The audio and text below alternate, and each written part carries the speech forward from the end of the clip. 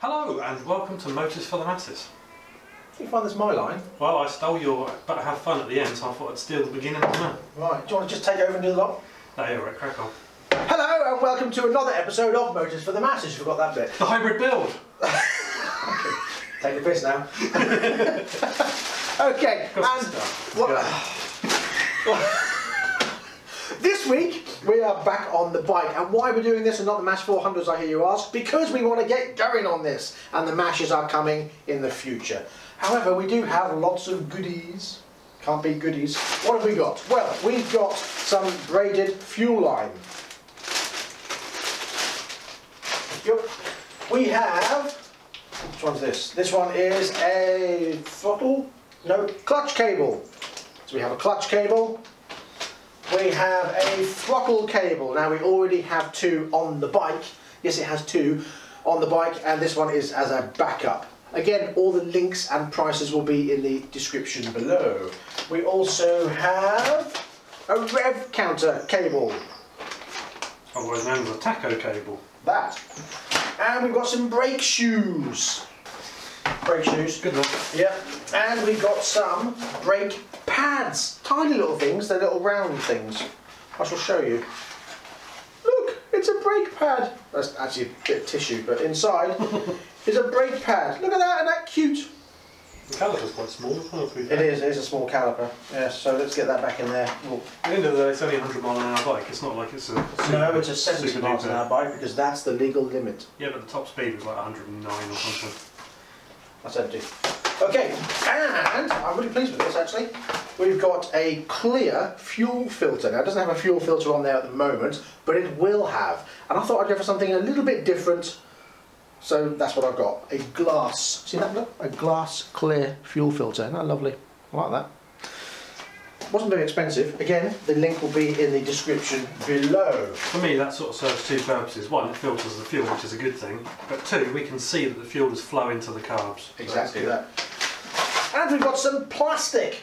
3mm plastic, 2 white pieces. Now these are going to be the base, obviously not this size. We're going to cut out the ovals on here for the side panels. Now I've gone for white because a lot of people have commented on that, and I want to thank everybody for that. We've had a lot of comments about the side panels and the colours to do it, and we'll talk about the colours in a minute. So I've gone for white because that was an option, so we'll come back to that. And a matte black piece for the number plate, back plate, and to put the reflector and the number plate light on.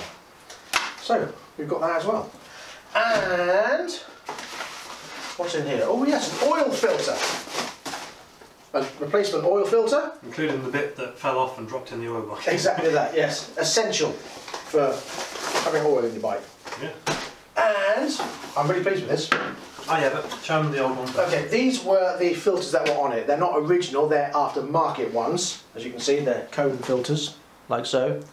And finding filters that fit is a nightmare. Now, these were on the bike and they were cut down as well, but they were still touching the frame, and that's really hard because it's damaging the frame. The last thing I want to do once this is powder coated is have this scraping up and down. It's a shame because they're actually really nice. I like those. They are quite nice, but they're really hard to find, and you can only get them in this colour, which is really boring. I did see a black one. Now, you might think, well, you just said that colour was boring. However, I've gone for these. Now, these were £15 each, but I think it's worth it because they are sponge ones, but they're RAMAIR ones, and I think they are going to look awesome on there. Four of those. Damage to anything, which is nice. And perfect. Love it. And if they touch the frame, it doesn't matter. Exactly that. And they're 35mm, the same.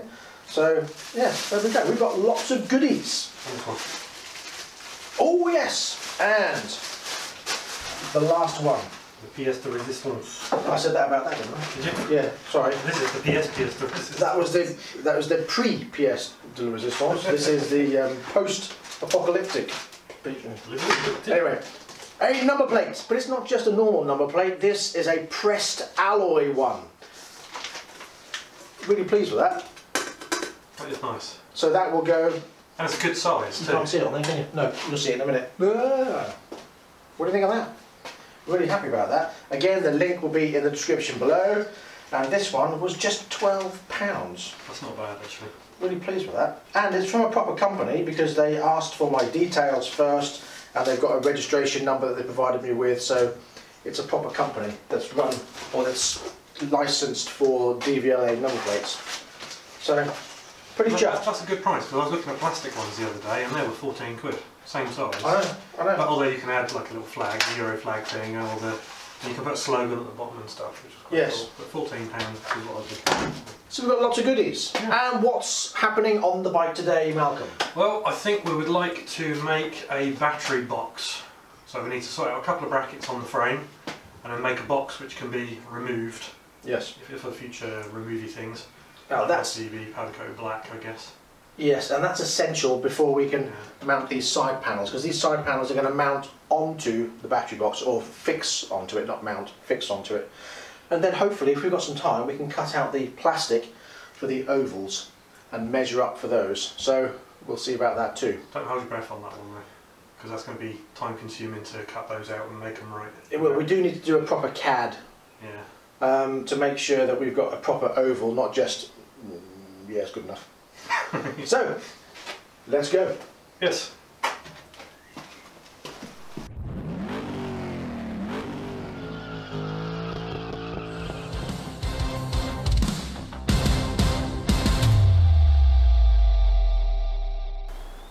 So we're just going to address the colour schemes, and again I want to thank everybody for all your comments on your suggestions on what to paint the side panel and the numbers and the number board. We've come up with some ideas, but first of all I want to address the ones that we aren't going to do and the reasons why. Someone suggested doing blue to match the original Super Sport race bike. Series, one of the 400 race series. Yeah. There's two good reasons to not do that. One, this isn't a 400 race replica and it would never have been able to enter into that series of racing.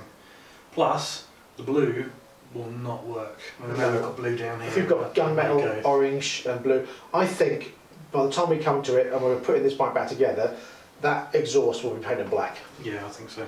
Because I think the blue would look a bit weird. Yeah. I don't know, because we've got the titanium wrap, so we'll leave that till later. Yeah, that's a right near the end thing. So it brought us down to the option of the panel gunmetal with the orange oval and the black numbers, or orange panel, white oval, black numbers. Or actually we had another suggestion, didn't we, which was to have no panel at all. Yeah, no panel at all and just float the board, and that was a good idea. However, having thought about that, there is a reason why we don't think we can go down that route, which is? That's going to leave us with a whole lot of exposed area. Now, if this was going to be a hollow space, brilliant, that would work. We'll have the battery box. It's going to have a whole bunch of electrics tucked in there. Exactly. All the relays and whatever other gubbins is going to be in there. The electron recognition needs to go in there. So we don't want it to look tacky. Yeah. Not tacky. It's not going to be tacky, it'll just be busy. Yeah, it's going to be a bit too busy. Yeah. So what have we decided? Well, for a while, we're always thinking about the gunmetal panel, and with the orange oval. We're not going to go with that. And the reason why is because this area will just be too dark. And too much. And I know it's going to have the orange oval on it, but now this is one of the reasons why we're going for this. The badge on here is our Motors for the Masses round badge. I've got those already and they fit perfectly in the round circles on the tank here. So what we're going to do, we're going to do orange panel, because then the tank will be orange, the front mudguard will be orange, and the side panel will be orange. The frame will be gunmetal, but the panel will be black border and then orange front. And then we're going to go for a white oval with a tiny black pinstripe around the top and right around the edge, but not on the face. And then the black numbers. We think that will look pretty damn cool. I think that's where we want to be. Yeah, that works. So what do you think about that? And we do appreciate the comments. We really do, yeah, because it's given us a lot to think about. Because for a long time we were going with gunmetal, orange, gunmetal, orange. And with your suggestions, we thought, well, hang on a minute. No. Let's not do that at all. Yeah. And a lot of people have suggested the gunmetal with the orange, and that was a consideration for a very long time. It's just going to look too dark in this area if we do that. So thank you very much, but that's what we're going to go for. Yes. So this is the original airbox / battery frame / holder of electrical parts, and it resided in here. However, we don't need the airbox, so that's redundant. I don't want the battery sideways because I just don't. I've decided that already. Thank you. And what? You've decided that already? I've decided that. Okay. And all these little bits, although they all need to be used like little brackets to hold on, I forget whatever all that was, and there's a regulator that goes over here and a start solenoid and an indicator relay and that sort of thing. They could be put up under there nice and neatly, but we'll reuse these little hook things to hook them all on. However, if you're ever taking the, oh yeah, and the side thing to hold on the side panel, which is the whole point of this, and we have the other one here as well. Anyway, if you're ever removing these rubber things, I'll show you. It's a special injury. Yes. You have these rubber things. Where is one? Can't find it. Sounds like you're sucking on a sweet as you're talking. Yeah. Right, these things, right? You have this kind of rubber square hole thing that kind of hooks on these irritating metal hook things. And the easiest way to get them off is to use a screwdriver. Don't slip and stab yourself in the lip. It hurts. Okay? This is my safety lesson over. Yes. Yeah, this is my coping mechanism for my sympathy. Yeah, just laugh about laughter. Yeah, absolutely. Inside, so anyway, I'm feeling sorry. Here's our wiring. Ish. We've got whatever that is. Whatever that is, I think that's the start solenoid. Indicators, some plugs. We're just going to neaten all this up, tidy it up. It's probably a regulator. And pop it back onto the. What are you doing? I'm just helping you out if you ever want to do anything again involving a screwdriver. There we go. Good plan. Yeah, so anyway, so we're going to reuse all this, but I want to relocate it sort of up underneath the frame part and under the seat, and then routing up over the top frame bar to the coils, the ignition module, electrics to the engine, and then all the lights and everything will go their own way.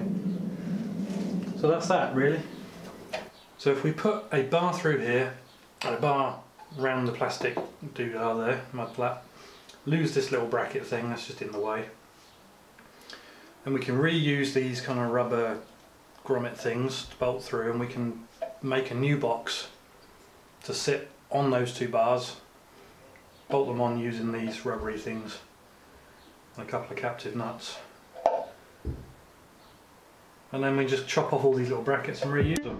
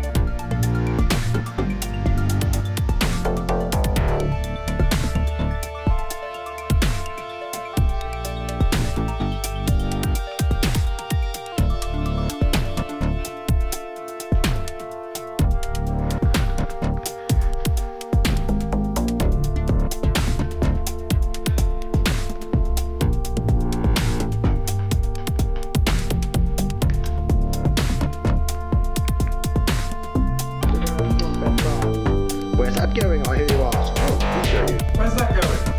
I heard him ask. Well, let me show you. It's going in there, like so.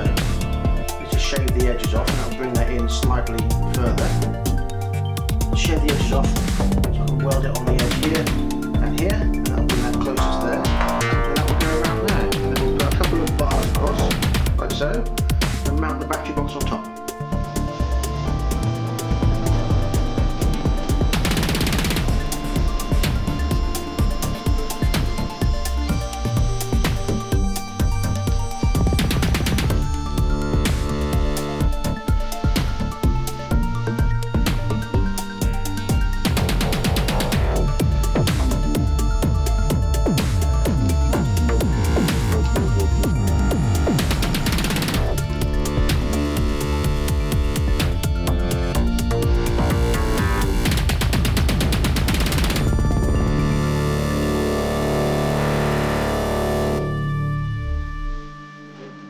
So next is the battery box itself, and we're just measuring out the size of the box so we can fold it round. It's going to be the full height on the underside and then up to about here on the top side, so it can slot in nicely, and then we've got padding to go around the side to keep it nice and secure. And it will have a strap of some sort also. It will, yes, a strap over the top.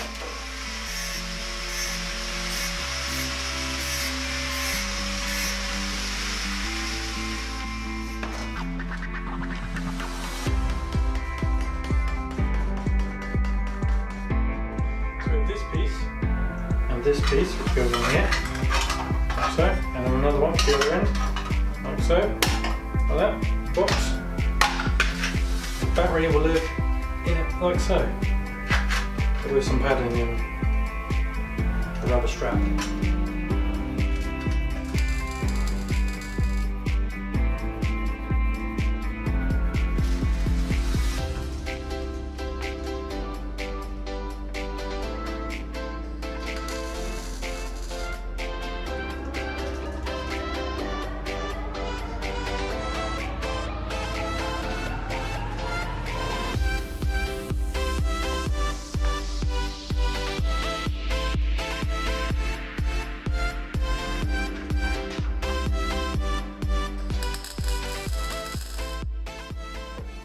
So with the original hooks for the side panels that came off the battery box, the old battery box, and one that was already on the frame on the other side, we've actually found out that by just snipping the end off, it fits perfectly onto the inside of the frame. So we're going to use that to mount on the bottom here and then hook them in there like that, and that is perfectly stuck on there. So we're going to go ahead and weld them on now. And then you can see the battery box.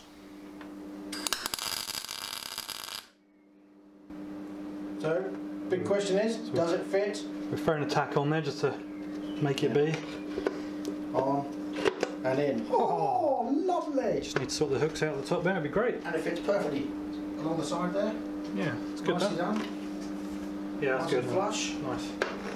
And you can just get your fingers under there and pop it out. Lovely!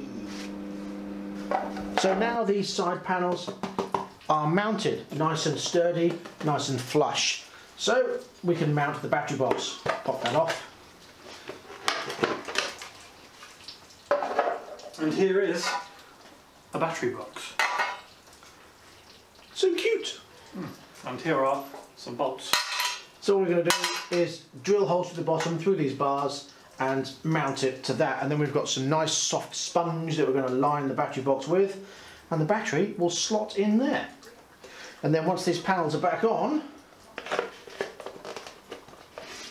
like so, it's all invisible. You won't be able to see it. Jobbed. Happy. I don't know why I said sponge, it's not, it's foam, some really hard foam stuff. Foam rubber. That, yeah, not sponge. Go in. Close enough. I think that's a good spot as any.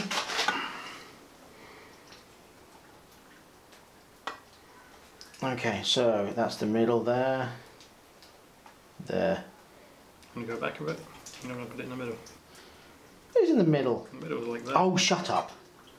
Miles away. Shut up. Such a tart. Who's the one that wears glasses? And that one's not in line with the other side. Oh, for fuck's sake. I haven't finished yet. I don't wear glasses, you do. Therefore, my eyesight is well, perhaps better. you should wear glasses then. I don't need to wear glasses. You know I'm going to get the tape measure, don't you? Whatever you get up to in the privacy of your bathroom is up to you. Good. Yes, happy with that. Just bloody drill it. And anyway, you're not going to see it because it's going to be under the battery. So if it's 2mm out, who bloody cares? 2? Alright, 1 then. 1. God's sake. 1 centimetre. Oh, shut up, you tart. So Malcolm has decided that he's going to do his own holes and ignore what I drew anyway. Well, I didn't. I used them as alignment. No, you I just didn't. went behind them. You went behind, look. That's not Yeah, but where I want they're it. still in the line. But isn't where I wanted it, was it? You just want to do whatever you want. I don't care. Arse. You're so controlling. You are. Done there. I have a wife to be controlling. I don't need you to do the same thing. No, she's not controlling enough, and that's the problem. She's not what? Not controlling enough. If you look carefully, you'll see it's not central. No, it's not. It's wandered off because we haven't got a centre punch. No, it wandered off because someone moved where they drilled the hole.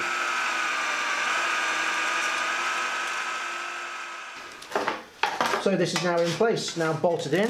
We've got some of our foam pads. It mine, so it does. Yeah, we're not going to stick these in now because obviously that's going to have to be powder coated. One. Go. And then we're obviously going to have a strap stuck on the back going over and attaching onto the front there. But that's quite neat. And then we put the side panels back on again. We can see. I could use a bungee style effect onto these bars, couldn't we? We could do. That pops on so nicely.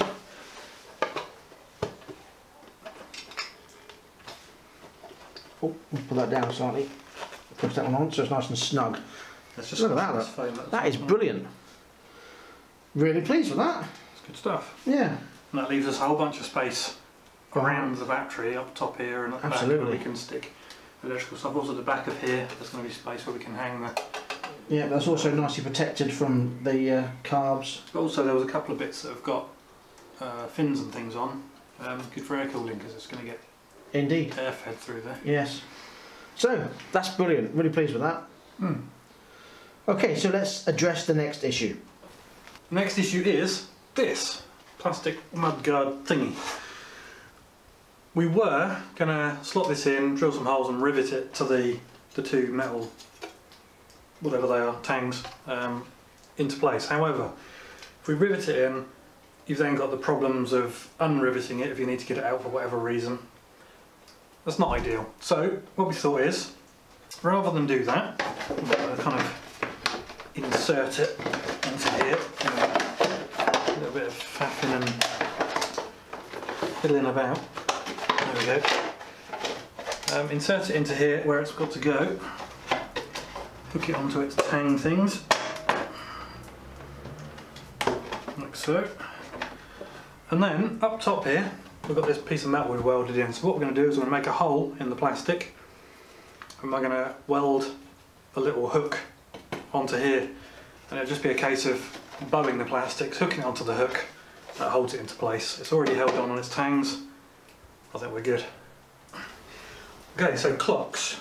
We talked about the clocks once before in a previous video even. And what we were going to do was have them closer together. We were going to cut through the centre of this bracket here and move the clocks closer together. But the issue we've got is the two sighting holes on the yoke here. Now they need to stay in the same place. So we thought, what about moving these bolts across to here, cutting a little piece out to suit, therefore making the clocks closer together but not moving the mounting points. But then we come up with another idea. Now, for safety reasons, a lot of bikes should have a camera on them these days. So what we're going to do is make a permanent camera mount, and we're going to have the bezel in the middle with all the lights and for indicators and ignition and everything. Telltales. Yes. And then we're going to have a bracket. We're going to make a bracket to come off the middle here, and slots between here will be the camera. So it'll make for great videos when we do on the road videos, and also for safety purposes when we're out on the road in case anything happens. Yeah. So there's going to be a permanent camera mount coming out the top here. So next thing was the ignition and where to mount that. So we did have a discussion as to mount it on here, and there's a reason for why we don't want to do that. Primarily because it looks rubbish, but secondly, I've seen it on videos before where you're sat at the traffic lights, someone comes along on a push bike next to you, has your key away and has it on their toes. You're there stuck with no key in the ignition. What can you do about it? Not a lot. So the question was where to put it. So initially we thought, okay, well let's pop it underneath here in the classic position and just move the horns up to the front of the yoke here in a normal place. However, there's also a discussion about mounting it here, but the worry is I don't want to snap the key off with my leg if I'm tucking my knee in to the tank, because it's quite a thin tank. Yeah. Having it here, my concern, if it's right in the middle, it's quite a long reach around the tank, and these are super close, and you don't want to burn yourself, especially if you haven't got your glove on for whatever reason. So having had that discussion, we both came up with an absolute brainwave. Why not keep it roughly where it was, but move it where it can't just be snatched? Therefore, under the yoke. Yeah. So we're going to mount it under the yoke, and the wires can be hidden behind the lights and behind here, and it's going to be easy to wire up where it's here as well. Yeah, and we'll make a little box for it to go in, a little tin box, so it's safe, and secure and waterproof and all the rest of it. But that's where it's going to go. But yeah, I mean, even when you turn the tank, the bars onto full lock, that misses the tank, there's still good clearance. Yeah. So I think that's a great place to put it. It is, yes. So that's what we're going to do in the future. We're going to mount it on there. Now, before we end today, I want to highlight that we've got some new equipment, and it arrived today, and I put it on Instagram. So if you have a look at our Instagram, you can see we've got a new camera gimbal, an electronic 3-axis gimbal, and some radio mics. Now I know some of you have been commenting about using radio mics before. Well, we bit the bullet and bought some, and we're going to test them out properly for the first time at Donington, which is our next video coming up next weekend. So watch out for that. But before we go, I just want to show you the number plate. So let's pop it on the back and have a look. So here is the plate, and this is what it looks like on. It'll sit on there like that. And it's not too intrusive, and I think that looks pretty damn sweet. Yeah, because the standard number plate is massive, and that's nice. It is really nice, and the way that it sticks out, it's in keeping with the era of the bike, but it's also quite modern because it's on a yellow plate, not a black and silver plate. Well, yellow plates came out in what, 67, 68? So they were around for a long time. Yeah. Before this. I'm really happy with that. Looks really good. Now, when it comes to this bracket, in the next video, we're going to be doing various different things. Now, Malcolm is going to start laying the wires out because we're going to look at getting this bike started again. Yeah, one, because we need to hear it running before we actually sort out the electrics properly, and to make sure everything is okay. And as part of that video, Malcolm is going to be rebuilding the carburetors. So hopefully he's going to be doing that during the week, and we'll insert that video in our next one. And with the carbs rebuilt, with the new kits, and the engine should hopefully turn over. Fingers crossed. Fingers crossed, yeah. We want to get it started, we want to get it running, we want to hear it with that exhaust on. I'm excited thinking about it, I really am. And when it comes to this bracket, we had a question before, someone said, do you have to remove the bracket if you want to get the wheel off? Well, not really. We'd have to just undo these bolts. Take that one out. Yeah. Loosen that one. And then just lift it up, and the wheel will come out. Now, in the next video, whilst Malcolm's doing that wiring, I'm going to be doing little bits like welding in braces in here, just so it keeps it nice and sturdy. To stop this from happening. Yes, and I'm going to be tidying up this. So I'm going to be putting welding pieces on here and shortening these bolts just to tidy the wires up underneath here. I'm also going to be looking at a couple of other little bits. Yeah, it's really dependent on time. Yes. Because cutting these thread bits off are going to be a little bit time consuming. You've got to take the wires out. I need to make sure the wires come out first before I do that. Yeah. And that's it for this video. Like I said, we're back with Donington next time, and then we're also back with some more bikes and some more cars, and another video coming soon for our outtakes, like I said before, and me painting my engine parts. So, until next time, please ride and drive carefully. But have fun. And we'll see you soon. Bye bye.